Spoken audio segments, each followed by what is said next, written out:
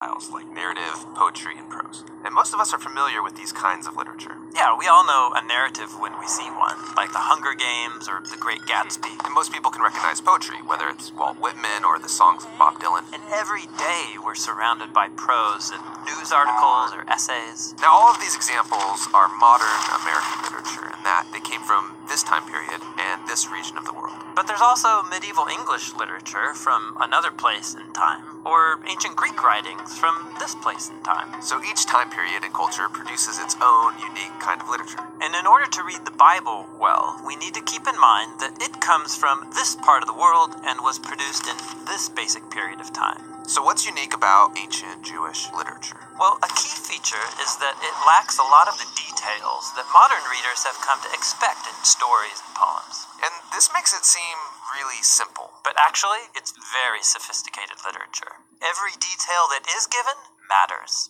And that's great, but the lack of detail means that stories are often loaded with ambiguities. I mean, take one of the first stories, Adam and Eve in the garden. Where did this talking snake come from? And why did God allow him there? Why didn't Adam and Eve die on the spot like God said they would? And who's this offspring of the woman who will destroy the snake but is bitten by it? Yeah, so many puzzles in this story. And some of these are questions that we have and that are not important to what the author is focusing on. But some of these ambiguities are intentional. Intentional? But won't that lead to bad interpretations? People filling in the gaps with their own answers? Well, that's a risk the biblical authors took in writing this way. We all tend to impose our own cultural assumptions onto the Bible, but they apparently thought the risk was worth it. These oddities are really invitations into an adventure of reading and discovery. Oh, what do you mean? Well, for example, the strange promise about the offspring of the woman crushing and being bitten by the snake. That word offspring is a clue to pay attention to genealogies, which, lo and behold, run all through the biblical narrative. They trace the lineage from Eve all the way to King David and his offspring. And in the New Testament, Jesus is connected to the offspring of this royal line. Now, when you read the prophets, Isaiah connected this king to the suffering servant who would die on behalf of his people. And then, in the book of Revelation, there's this symbolic vision. And can you guess? It's about a woman and her offspring. It's Jesus and his followers who conquer the dragon by giving up their lives.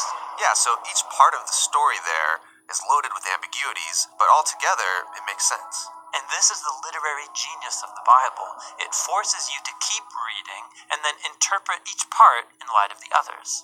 This is feeling complicated. I don't know if I can do all that. Well, you're actually not expected to notice all of this by yourself or all at once. This dense way of writing forces you to slow down and then read carefully, embarking on this interactive discovery process through the whole biblical narrative over a lifetime of reading and rereading. Ah, okay.